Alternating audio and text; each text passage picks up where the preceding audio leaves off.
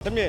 दोगलापन कहने वाले लोगों को मैं ये बताना चाहता हूँ, अब मनोज झा जी की संदर्भ वीर कुंवर सिंह के वंशजों में बौद्धिकता नहीं है, ठाकुरों में बौद्धिकता नहीं है। ये देश में बैठा हुआ नरेंद्र मोदी वो भी ठाकुरगिरी है, समझे।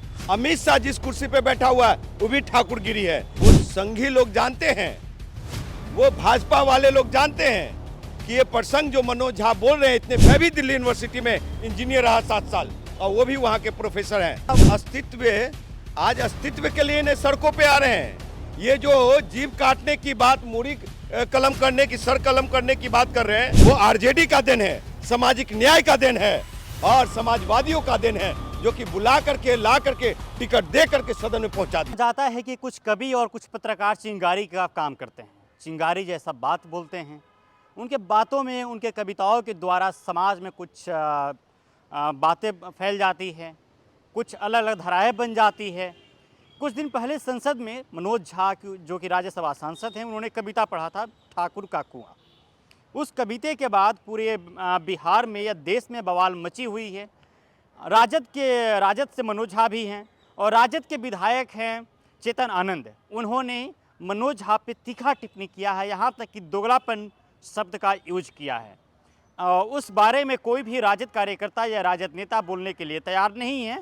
तो इस मुद्दे पर हम बातचीत करते हैं। हमारे साथ बातचीत करने के लिए सामाजिक कार्यकर्ता इंजीनियर राजकुमार पासवान हैं, जिनसे जानते हैं इस पे आखिर क्या विचार है, आखिर क्यों दो धाराएं बन गई है आज राजद के अंदर।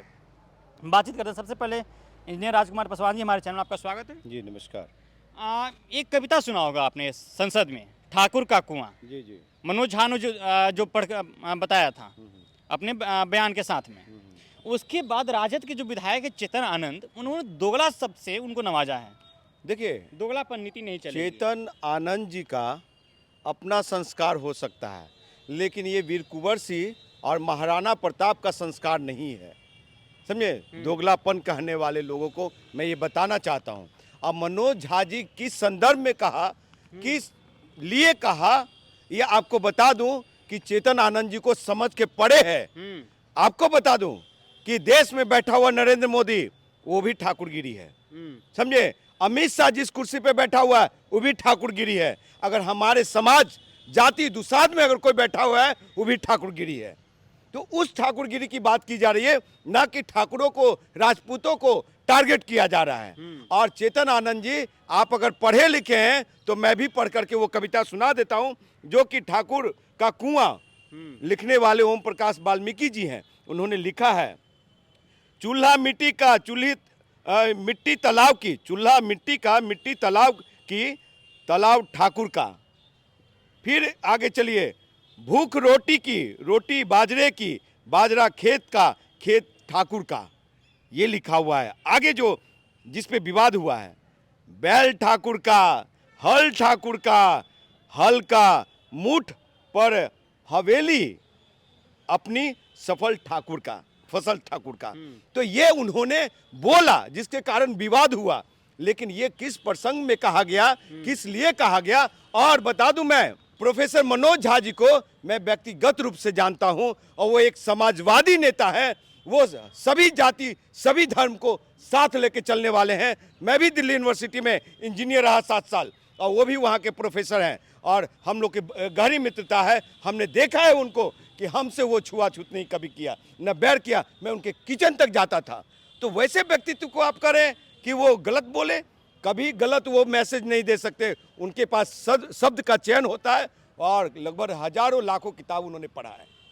तो इसलिए अगर बिहार का राजपूत लोग में बौद्धिकता नहीं है, वीर कुंवर सिंह के वंशजों में बौद्धिकता नहीं है, ठाकुरों में बौद्धिकता नहीं है, तो मुझे लगता है कि कविता पढ़ो, फिर से समझो। ना समझ में आए तो हमको लगता है कि किसी आका के इशारे पे आप बात कह रहे हो। मुझे लगता है तो ये भी कहना है कि हमने इतने भाजपा के इतना सांसदों को चुन के भेजा जो भाजपा में बैठे हुए हैं, भाजपा वाले पीछे बैठ कर हंसी मजाक उड़ा रहे थे, कुछ एक शब्द नहीं बोला उन्होंने। साहब, भाजपा वाले लोग सब पीछे हंसी मजाक उड़ा रहे थे, वो संघी लोग जानते हैं, वो भाजपा वाले लोग जानते हैं कि ये प्रसंग जो मनोज झा बोल रहे हैं, इतने विद्वान आदमी किस संदर्भ में बोल रहे हैं। वो लोग समझ रहे थे कि मोदी को टारगेट किया जा रहा, अमित शाह को टारगेट किया जा, संघ भाजपा को टारगेट किया जा रहा, और समाज में जो ठाकुरगिरी वाले मानसिकता के लोग बैठे हुए उनको टारगेट किया गया था, ना कि एक देश का राजपूतों को टारगेट किया गया था। और एक चीज़ साहब सुन लीजिए, चेतन आनंद साहब जरूर ये चेतन आनंद साहब जरूर आनंद मोहन जी के पुत्र हैं, लेकिन उनका अपना राजनीति पहचान नहीं रही है, समझे। आरजेडी ने टिकट भी दिया, जिता के लाया तो आनंद मोहन जी के पुत्र के रूप में लाया, ना कि ये आनंद मोहन कोई आंदोलन से निकले हुए आप हैं। ये कहना चाहते हैं कि आनंद मोहन का कोई अस्तित्व नहीं है? साहब अस्तित्व, आज अस्तित्व के लिए ने सड़कों पे आ रहे हैं। ये जो जीभ काटने की बात, मूड़ी कलम करने की, सर कलम करने की बात कर रहे हैं, तो ये बिहार है। वो चला गया जब आपने दलित का डीएम कलेक्टर का हत्या हुई, समझे। इंजीनियर राजकुमार पासवान भी दलित है। और आपको बता दूं कि युवा बिहार सेना पार्टी और राजकुमार पासवान मनोज झा के साथ खड़ा है। तो चेतन आनंद का कहना है कि समाजवाद के नाम पे ये खोखलापन है, समाजवाद के नाम पे दूसरे जातियों को गाली देना, ये कहाँ का इंसाफ है? मनोज झा अगर अपने एरिया में चले जाएं तो उनको लोग मारने लगेंगे, लोग अपने एरिया में घुसने नहीं देंगे। अगर हिम्मत है तो पंडितों पे बोल के दिखाएं। साहब चेतन आनंद जी आज थोड़ा बोलना सीख गए हैं, नहीं तो विधायक बनने से पहले मुंह से आवाज निकलता था। वो आरजेडी का दिन है, सामाजिक न्याय का दिन है और समाजवादियों का दिन है, जो कि बुला करके ला करके टिकट दे करके सदन में पहुंचा दिया। क्या ये नहीं आपके मरे हुए राजनीति को जिंदा कर दिया कि ये आनंद मोहन के पुत्र हैं, पूरे देश दुनिया को दिखा दिया। उसका नाम लालू प्रसाद यादव है, उसका नाम तेजस्वी यादव है, उसका नाम नीतीश कुमार है। आज राजद में 2 गुट बन चुकी है। सुनिए, राजद में गुट नहीं बना है, भाजपा के इशारे पे हर एक पार्टी में कुछ गुर्गे लोग बैठे हुए हैं। वहां से जो चाबी देता है ना, तो ताला कभी खुलता है कटक टक, कभी बंद होता है, तो वही वहां से चाबी दिया जा रहा है। इधर से चेतन आनंद जी बोल रहे हैं। क्या आप ये कहना चाह रहे हैं भाजपा के इशारे पे चेतन आनंद नाच रहे हैं? हाँ बिल्कुल, घूम रहे हैं? बिल्कुल। अरे साहब नहीं देखते, राजनाथ सिंह के साथ फोटो शेयर करते हैं, कहाँ कहाँ किसका किसका फोटो शेयर होता है, बड़े बड़े नेताओं का, तो आप समझ सकते हैं। और फिर चल रही है कि आनंद मोहन जी जाएंगे जेल, तो ये भी बेचैनी है।